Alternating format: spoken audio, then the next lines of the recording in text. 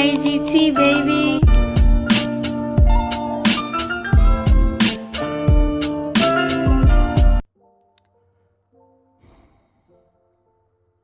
Wow.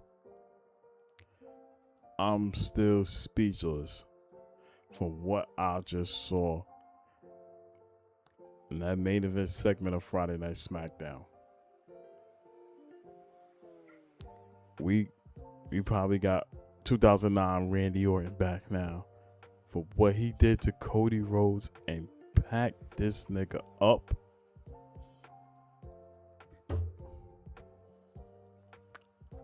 I'm still trying to like really unpack all of this stuff. And yeah, let's just get right into it, man. So I gotta start this stream off and talk about what happened in that main event segment for Cody and Randy, the contract signing. So you had Nick Galdis out there and he brings out both Randy and Cody. So Cody proceeds to go, signs the contract and all that stuff.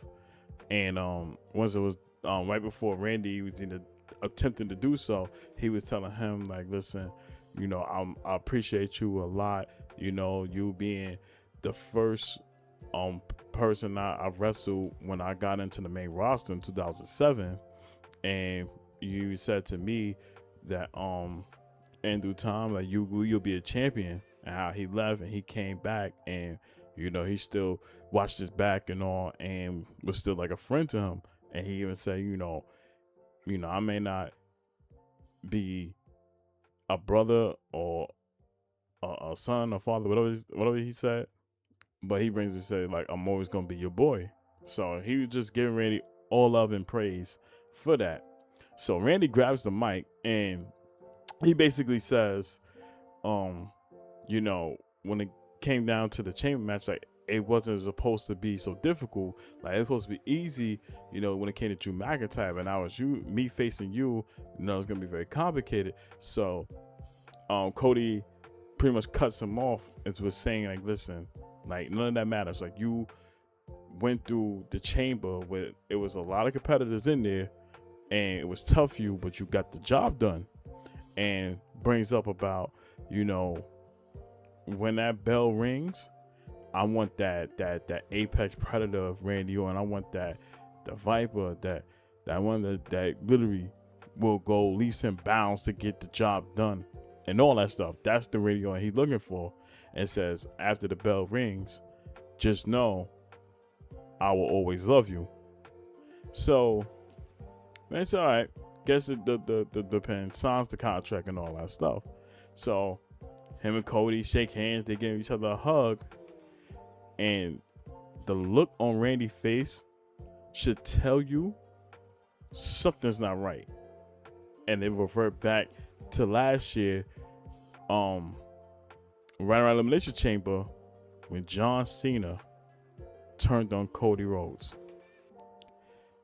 And we had the same similarities, because once they done hugged each other, Randy proceeds to grab Cody, slam his head onto the table, then proceeds to low blow him and all that. So anytime when Cody has a close friend and all that, and they turn on him, expect a low blow to happen.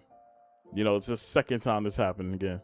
So he throws Cody in the outside the ring and all that, hits him with the steel steps and all. Now Cody's busted open. Like, this man face looked like a crimson mass, and he is trying to pack him up and all, and send him to the upper room. And it was to the point where a lot of the security guards and all that had to go and pretty much move Randy out the way and all this other stuff. And then you see Jelly Roll in the mix because he was there in attendance. And Randy didn't see it, but when he turned around and pushed him, it shocked a lot of people, because again, they was very close with each other. They tag teamed with each other at SummerSlam last year. So Jelly Roll was hurt behind that. So as he checking on Cody and stuff and making sure he's okay, Randy's going towards the ramp area, and we think he's about to leave Oh no, no, no, no, no. This man decides to go around the area, grabs a chair, goes up to the announce table, and hit Cody Rhodes with the chair there. And I said, yeah, throw the X up. It's over. It is done. I'm like, Cody is up out of here. And he gets into the ring, plants the chair there, grabs the title, and he does this pose with it. And it was just the most sadistic look that he had on his face. And some people were speculating that maybe Randy's not a heel. You know, maybe he just tried to like make a statement. Nah, I don't know about y'all, but this Randy Orton, who literally go leaps and bounds and literally pack your ass up to get to a championship, he would do it. I don't know if you see that was giving shades of 2009 Randy Orton. What he did to Cody Rhodes, there's no response to that. Like, he literally decimated him. And I gotta know Randy to a point where he even told Sheamus, I think it was 2013. Man's told him, I will RKO my grown grandmother if it means keeping this title. I will RKO your grandmother if it means keeping this title. Like, that's the type of person where he really tweaks out and go a different level. He will do so. You feel me? And this is what has been given. And now, with a match coming up at WrestleMania, things is about to pick up now. Because we still didn't get an explanation for why Randy did what he did. And I feel like we're all going to get that probably next week. But rest to show you this. If I'm Cody Rhodes, there's no more talking now. You in the same position like you was last year with the John Cena as well. And y'all been leading into WrestleMania. And now you in the same scenario with Randy Orton. And you know, history will repeat itself if you don't lock in. You see, I want Cody to tap in to that crash out man. The man who was literally headhunting for Drew McIntyre every chance he can. The same man that was go leaps and bounds to try to pack up The Rock and Roman Reigns. I need that Cody Rhodes to tap in, because I got news for you. If that don't happen, you know Randy from the back of your head, he will attempt to send you to the upper room. And I don't think this is a one-off thing. I think this is going to be a consistent situation. So I was still shocked. It left me speechless. Me talking about it don't do it justice. Go check the clip out for yourself. Like, that had to be the most craziest shit we ever seen, because it was non-expected. I came into this saying that I don't envision a circumstance that Randy Orton be a heel, because of, one, how the crowd always sings a song when he come up there, and then, you know, this is like his swan song of his wrestling career. You know, because I feel like he still got a little bit more years left before he starts to hang it up. So we was all probably thinking the same thing, and then boom, they hit us with this, and it left a lot of people speechless, including myself. I know this is something we're gonna be unpacking for weeks to come, leading into WrestleMania, and I am here for it. You know, I'm saying, who will be the direct heel into this situation here, whether it be Cody, whether it be Randy, because having two baby faces fight each other at Mania, I didn't envision a circumstance that would happen.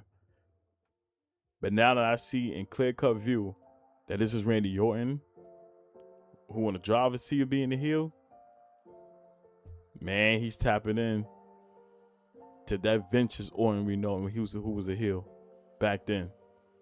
So all I can say is, Chad, buckle up, because this shit is about to get wild. And I don't know. I'm still kind of shocked behind that, man. Like, it really just blew my mind, because I couldn't believe it. I couldn't believe it. But I say that alone. That segment alone was like a 10 out of 10 for that show. And the show was very solid.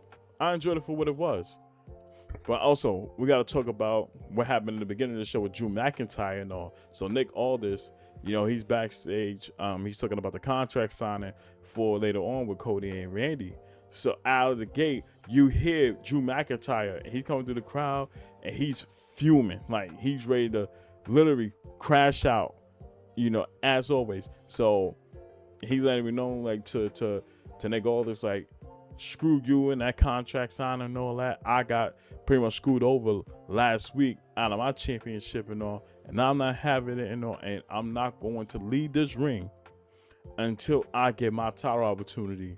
So you see Nick Aldis come out there, and he pretty much says, you should be the last one talking about like title opportunity because of what you did, getting involved in a lot of number one contender matches when it came to Cody Rhodes and stuff like that.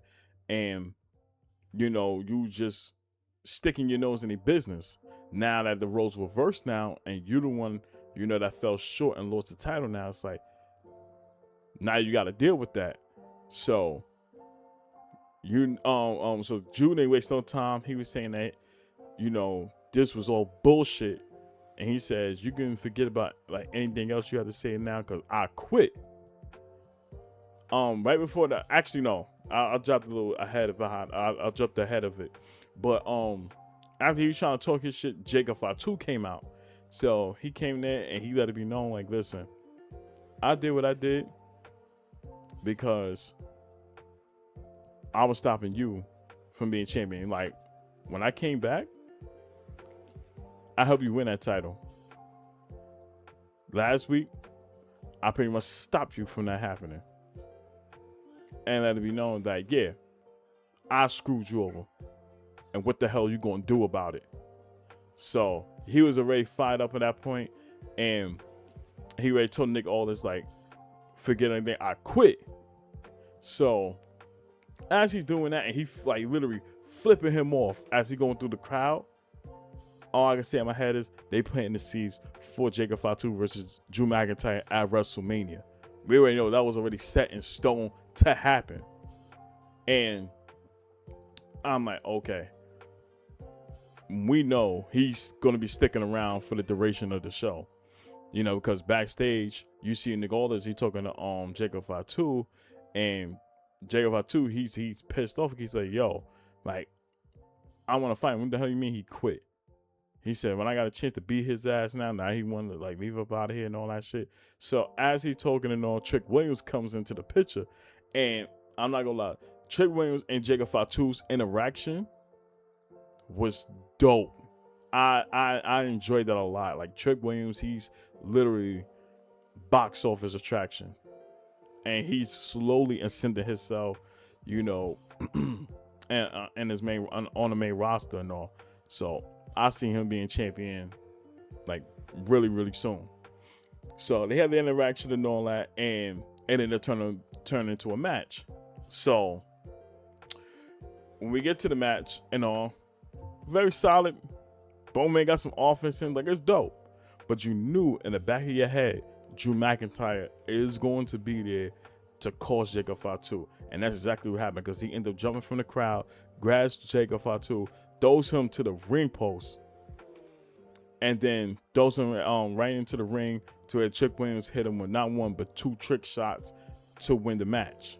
So when it was all said and done, Drew gets into there and he hits him with a Claymore kick. And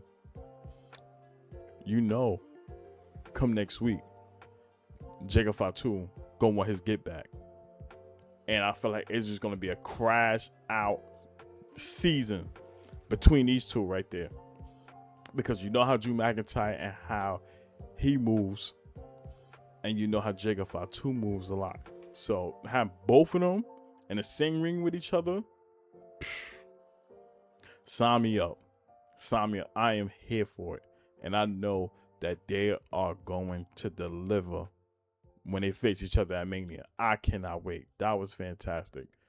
I do want to bring up Sami Zayn as well, because he was backstage. He was talking to Cody, and typical Sami, you know, he was saying, I came here to congratulate you and all, and, you know, also let you know, like, I told you that you will get the title, you know, with Drew McIntyre and all that stuff. So Cody could really tell how Sami was moving, and just based on what he's saying, he like, listen, like, see me with all your lectures and stuff like that. Like, I got it done. Like, what do you want out of this? Like, you want a title opportunity? I could talk to Nick Aldis right now, and after I, you know, after the match at WrestleMania, whether it's Randy Orton, whether it's me and all that, you can challenge for it, all of that stuff. And, you know, he pretty much was trying to say, like, yo, you just, like, what are we doing here? So, of course, Sami gonna say, well, the difference is, like, when it came down to Randy Orton, because he heard what Randy and him was talking about last week, and he brought up saying that, yeah, I only said that because, you know, I look up to Randy Orton. I don't look up to you, and the reason why, because you're my best friend and all that. Like, you know, I don't see you that way, and I'll touch on to that subject in a minute. But Cody, he proceeds to say, well, I don't want you to look up to me and all that.